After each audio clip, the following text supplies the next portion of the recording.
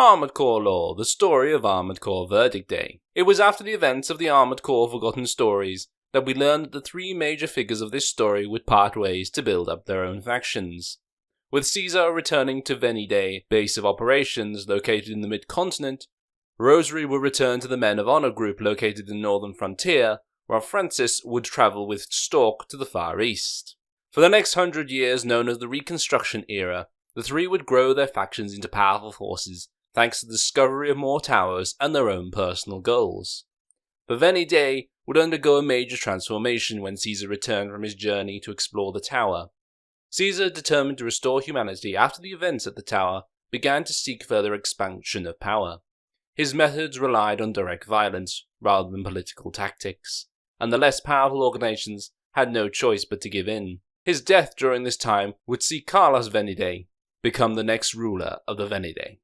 The world that Vendie Day aspires to is the world of the powerful. They do not hesitate to profess that the tower is a weapon to realize this, and that it was given to the Vendie Day, the chosen people, and to make it a reality is not an aspiration for them, but a mission to be fulfilled.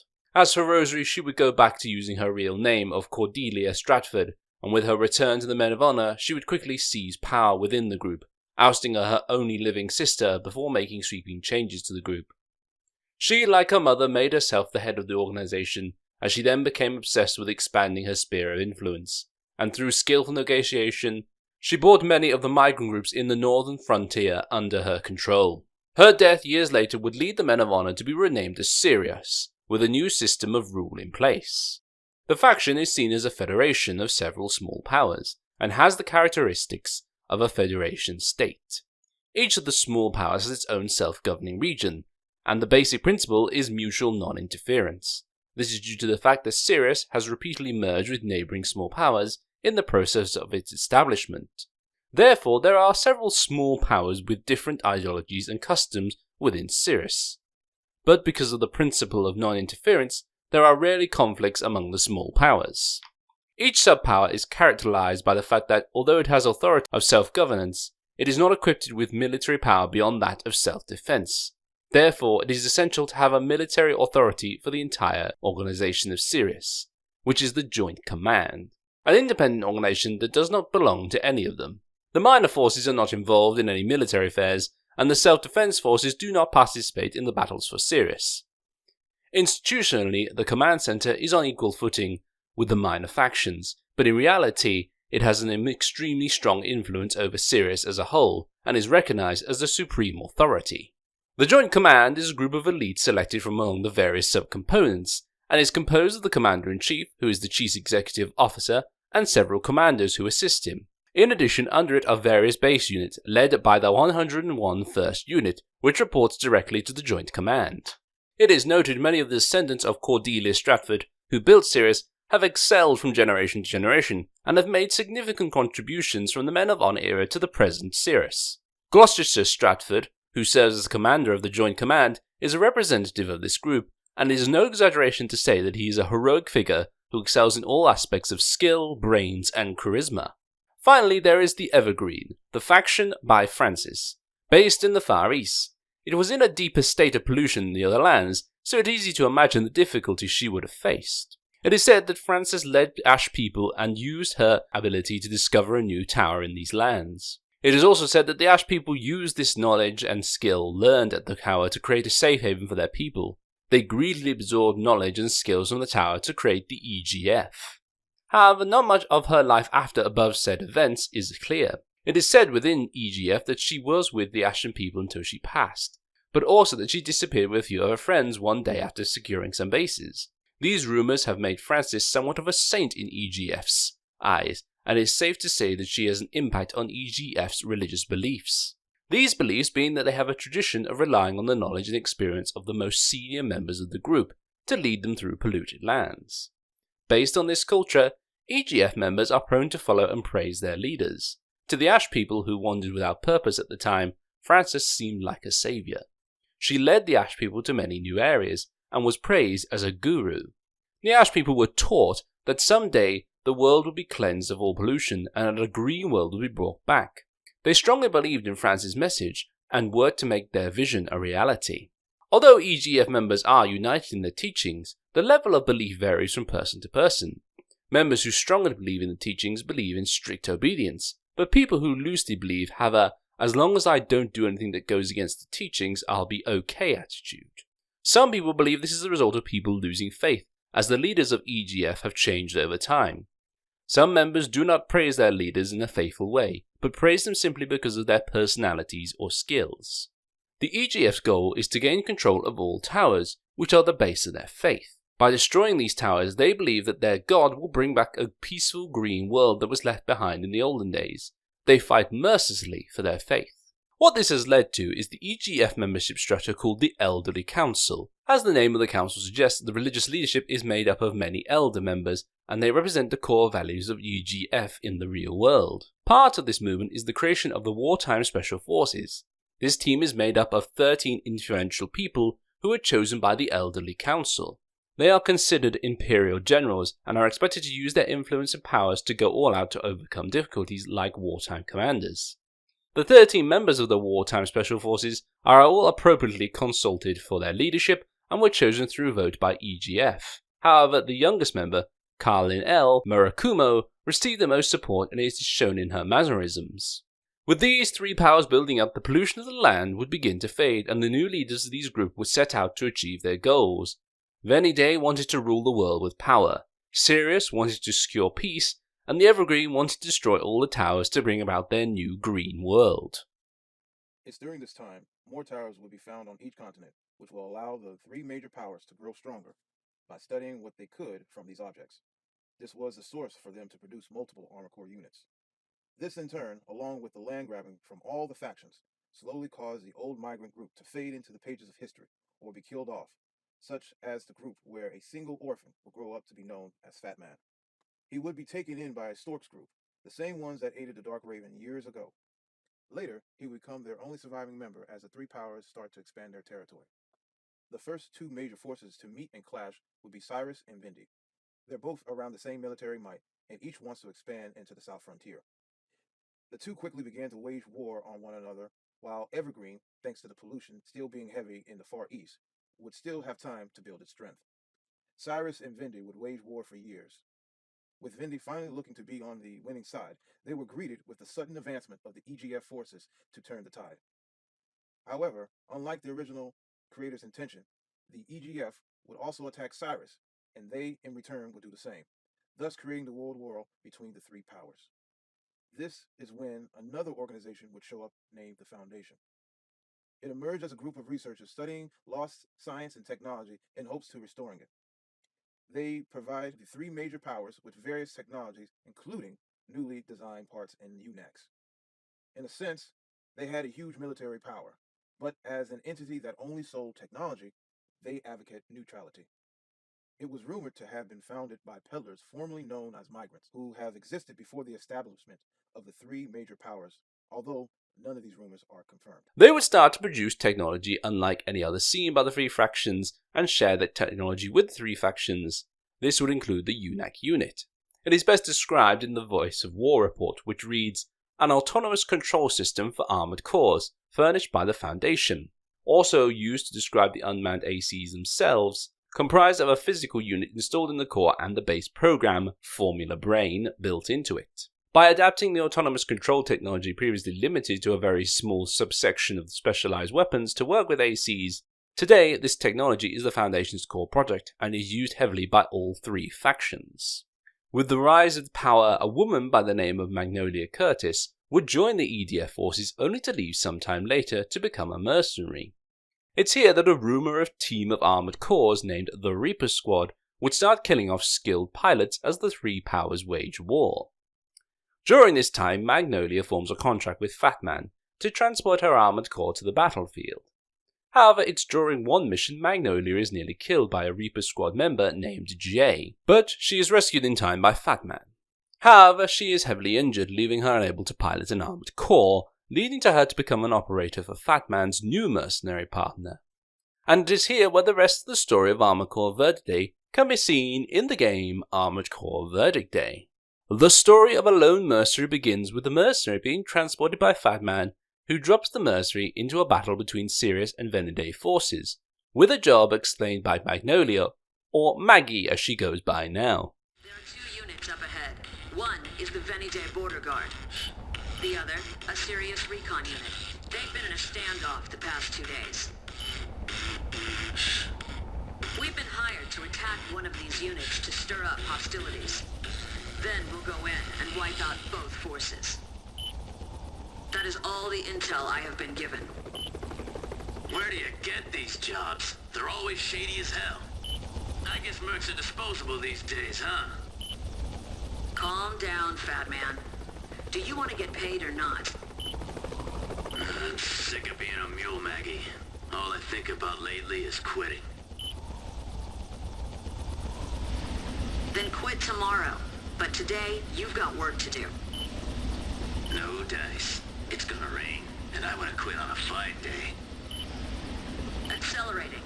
We enter at low altitude and then deploy. Get some elevation once you deploy behind Sirius lines.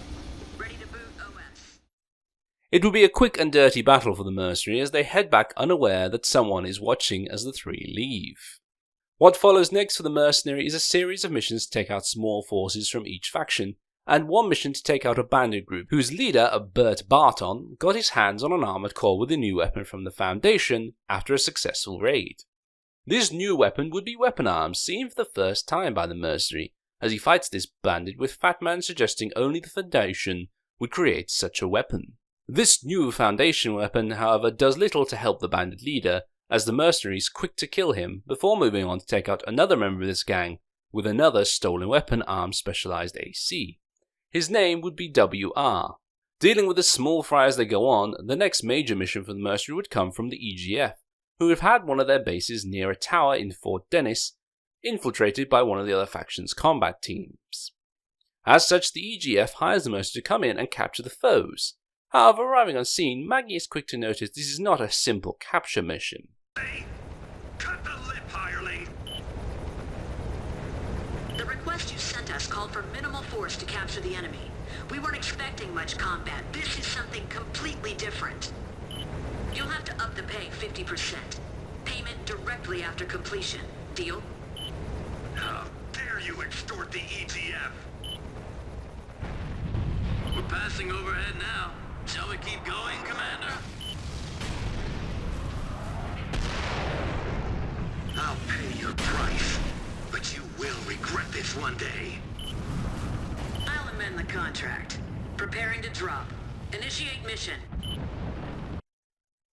She haggles with the commander, and in the end, after the job is done, the mercenary is paid double for the work, even if this was done with threats and insults being flung about by both parties. The mercenary would then go on to deal with more small-time jobs, like taking out a criminal gang, elimination of other mercenaries like Alberto Gunther, as well as working with one named Cartinus to take out some Vendie forces.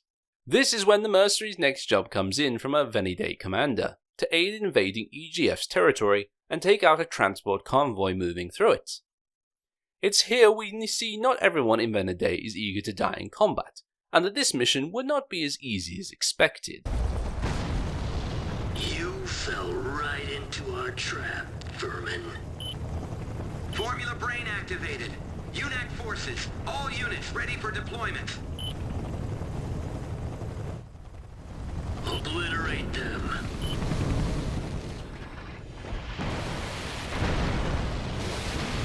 U1 operational. UNAC troops? We're gonna fix this time. What are our options, Maggie? We are on our own here. Our only play is to stay on the move and take them out one by one. Let's see how that goes then.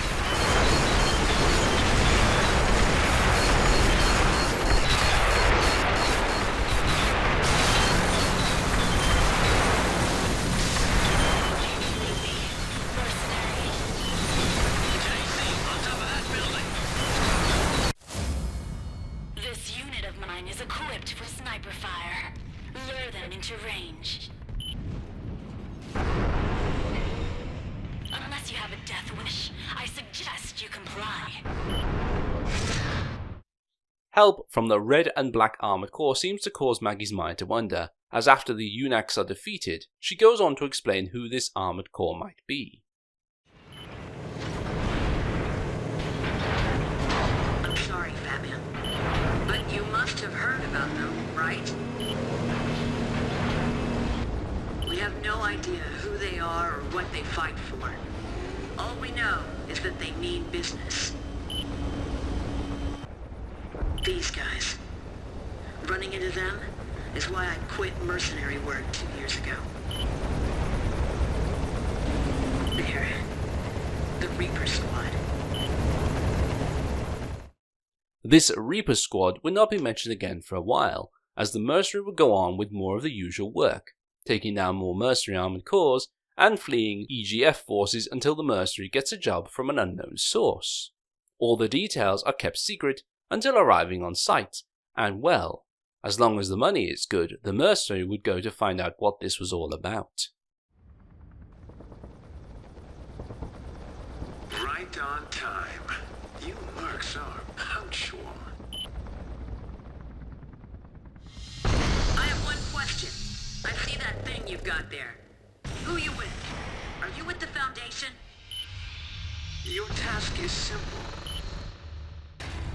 I want you to pit yourselves against our weapon, this thing, as you put it. That's not an answer.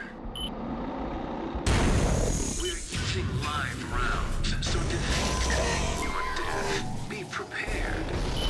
The bout ends as soon as one side is taken out of action. We'll supply a UNAC to fight with you. It wouldn't be a fair fight otherwise. What are your intentions? What do you have to gain from challenging us? Enough talk. Let's begin. Good luck. Fighting this unknown weapon, which we know now as the TO-605A, the mercenary would prove themselves even with the loss of the UNAC helping them, making their employers sound inspired at this victory. The battles from here on continue to show the skills of Fatman's mercenary as they take out autonomous arms said to be weapons from the last age, more armored corps and more of the three faction forces. Each victory however seems to shake Maggie, as she admits on one mission 4-6, she is not sure if she should be impressed or scared of the mercenary's skill. She even seems unsure on her answer when Fatman comments how the team is lucky to have a pilot like the mercenary on their side. Her unsure answer would not faze the mercenary from combat, as soon another major mission comes in from Sirius, who wants the mercenary to back up its intelligence squad, who are fleeing from a Vendie-controlled territory. It goes to hell straight away as the chopper carrying the team is shot down, leading the mercenary to have to guard it till help arrives. It takes a few minutes, but soon a UNAC team is dropped in by Sirius to help out. However, these AI armored corps suddenly begin to act different. What is going on? The UNACs aren't following orders. I don't understand. Damn UNACs, they're all turning on us. Engage. Take them all. It turns out, thanks to the Voice on War report, that all the UNACs under the command of the three major powers are turning on their own forces, and some have managed to capture the towers the factions hold. Anyone of lesser standing UNACs seem to operate fine, making this, as the report suggests, an internal attack. For the mercenary this matters little, as they go on with more jobs, taking out more mercenary ACs, an anti-Vendie rebellion within Vendie territory, and one notable mission 5-6, where the mercenary would be asked to guard a helicopter from a force. However, things do not go as planned, as the pilot seems to be going slow, and worse, a member of the Reaper squad shows up. Number 28. Don't fret, it's just your time to die. It's a strange time, and with it another major mission comes to the mercenary from a Vendie commander. This battle of stopping these UNAC headed toward one of Vendie towers, leads to the death of the mercenary named Eric, as well as the appearance of the Reaper squad, once again. Like last time, the squad aids the mercenary, but when the leader of this group shows up to recover them, Maggie and him chat. What are you doing here? You said something about selection before. Tell us what you're trying to do. Have you given up your blue AC for good, Magnolia Curtis?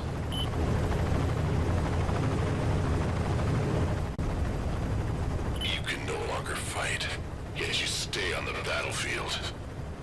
Does that deserve praise? or pity.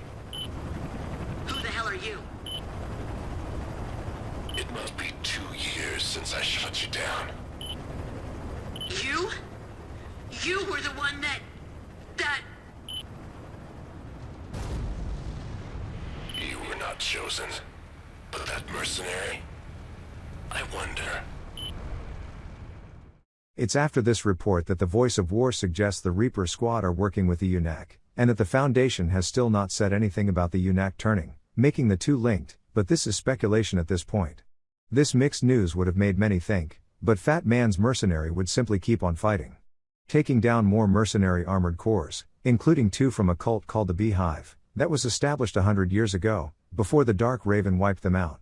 Yet one mission that should be noted is Mission 66, where Fat Man's mercenary not only wipes out an elite squad of Vendie forces, but also kills 2 ACs in the same mission, making Maggie say this. 2 at once. Both were strong pilots. Your strength increases with every mission. I'm not sure that the old me could have done that. She seems shaken, yet she goes on as the next major mission would send the mercenary to take out a force said to be under Foundation control, and it's here we learn more about what is happening in the world. Broke down. They haven't made that information public yet, but I understand that a timed virus was used. It's triggered to attack certain logic patterns, standard patterns used by all factions. It was executed perfectly. The Foundation has been planning this for ages. They've already occupied several towers, and they're looting those things from inside. So, they're gonna wage war on the 3 forces while the UNACs are out of action? What do you think their ultimate goal is? They're not naive enough to think they can win, right? I'm still not sure. The word is that Reaper Squad is working for the Foundation. Reaper Squad. So, we have to take out those strange weapons, huh? I guess you can still trust a scoundrel more than a berserk automaton. Quiet. They're here. The mercenary would clear out these foes with ease before another weapon shows up, and this one means business. We now know it is called the Grey Lotus, and while the mercenary is able to down it, the Foundation leader talks with Maggie, who here walks away from her time with Fat Man to join the Foundation.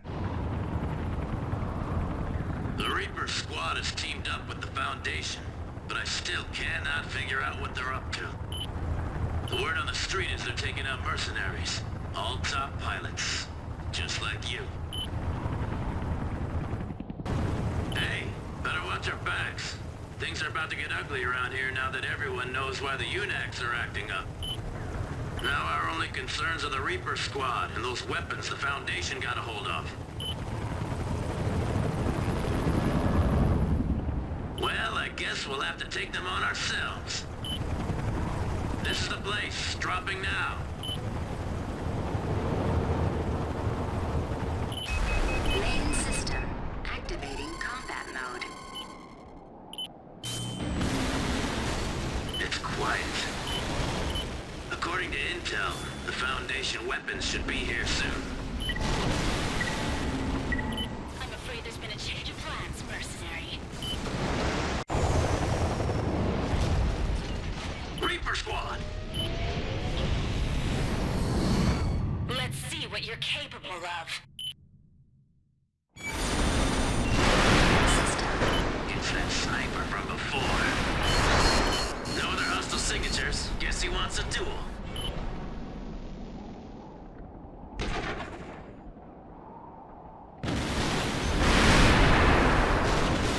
Energy added.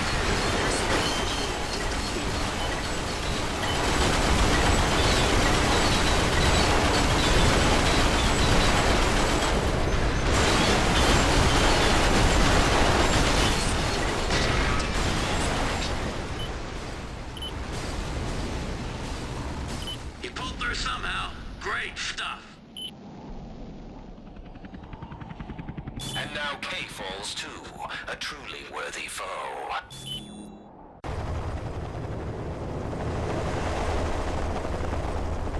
I'll stop at nothing to defeat you. That is my calling. darling.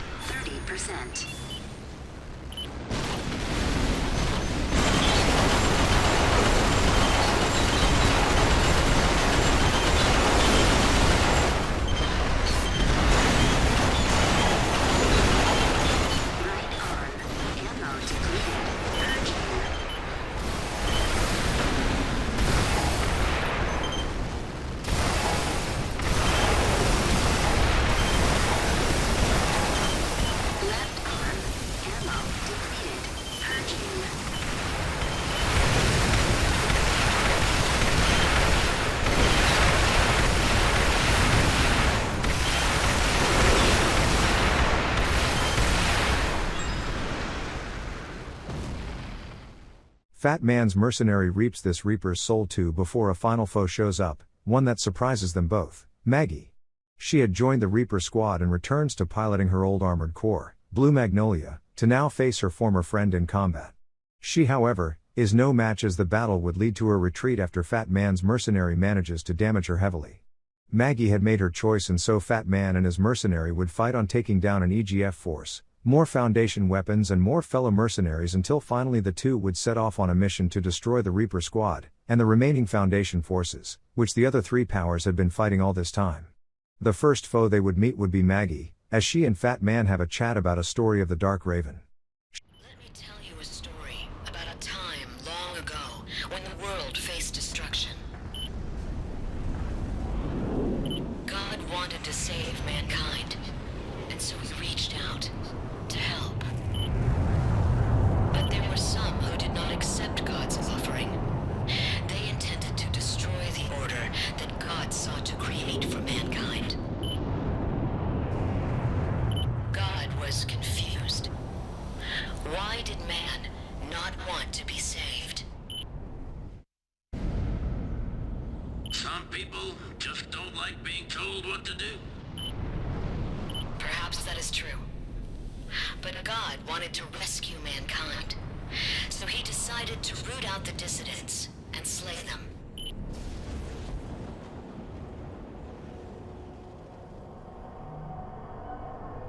They say it was called the Dark Raven, a harbinger of death that left a trail of destruction. This is a true story. My ancestors saw it with their own eyes. They saw the coming of the first Dark Raven. Maggie, is that what you want to become? Perhaps. But more than that, I think... I just don't want to face defeat again. Not to anything or anyone. Now it's time. Time for you to die. She wanted to be like that Raven, yet fate had other plans for the Blue Magnolia.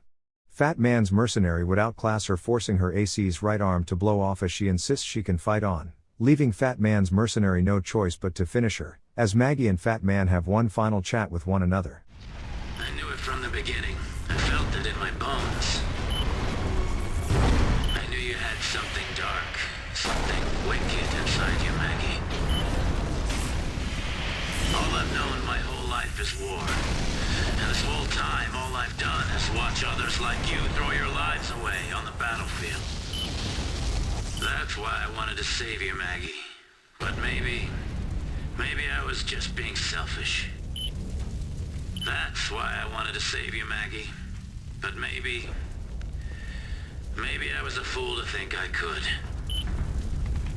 You have got to live and die by your own rules, not for anybody else.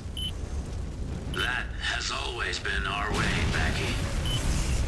Fat Man, you've always been kind. I wasn't the one, but I'm glad it ended this way. Goodbye. Her death, however, means little to the Foundation leader who comes over the radio after. Well, that's that, I guess. A bit of an anticlimax. In the course of this war, I've eliminated 51 candidates. She'll bring my total to 52. There's nobody left worth mentioning, except you. And now, it's your turn to die. Another battle with a Foundation weapon, this one called the Scavenger. It looked to be all the Foundation had left, throwing all they had at this mercenary who in the end would still turn it all into scrap as the Foundation leader then rants on after. The human race is beyond hope. I'll prove this to you. Aren't you human? What are you? Oh, I'm human. Or at least I was. It's here Fat Man and his mercenary would give chase as finally the pair would meet the leader of the Reapers, Jay, in a machine we now know, named Enwujix. It's a machine that shares a lot of characteristics of the next of Armored Core 4 and for answer with its speed, Vanguard over boost entrance, and primal armor that seems to be not quite as functional as it should be. We learn about Jay here from the Foundation itself. Report your status, Jay. Oh, good. You have knowledge and experience gained from walking countless battlefields, and now you are armed with combat data from the UNACs. And on top of that, this craft will ensure your victory. This does look to be a fight the Foundation is sure to win, and yet even after pushing this Enwujix to its limit, and having all this combat knowledge, Jay falls to the mercenary with the Foundation man and Fat Man sharing some words, as the mercenary leaves the battlefield.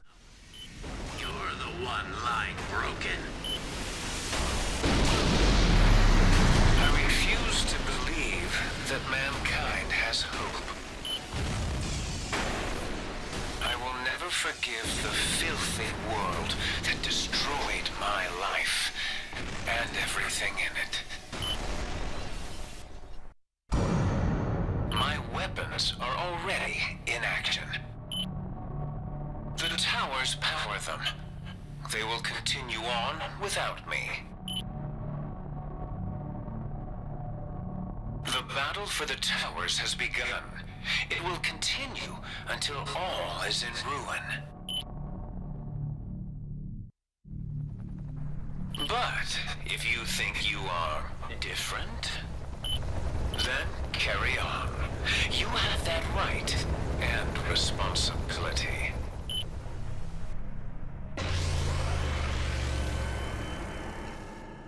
That's exactly what we'll do. As long as we can still fight.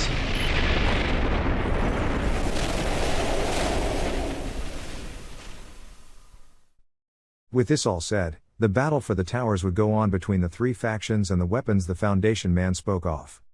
It's here in this report, it is highly likely the Foundation leader is Isaac from the period of the Dark Raven who has managed to become an AI, like Chief and Carol who seem to have vanished. As for these weapons he talks about, they include a series of weapons from past eras like the Red Exusia, the Liv, Lady and Vortex, who is suggested to be the once Zodiac-designed Angie, the Spirit-class moving fortress, and automatus weapons like the Ammo series. However, none of these foes are fought within the main story, and instead must be noted down as fought by the Three Powers forces, or mercenaries after this event. In the end the verdict war had only really begun, with the three factions now fighting with all they have against each other and these left-behind Foundation foes. The tower, which the three factions use to maintain their power, continues to power the Foundations as left-behind weapons. It seems this world would either fall into the hands of one of these factions, or forever be stuck in a never-ending war. This ends the story of Armored Core Verdict Day.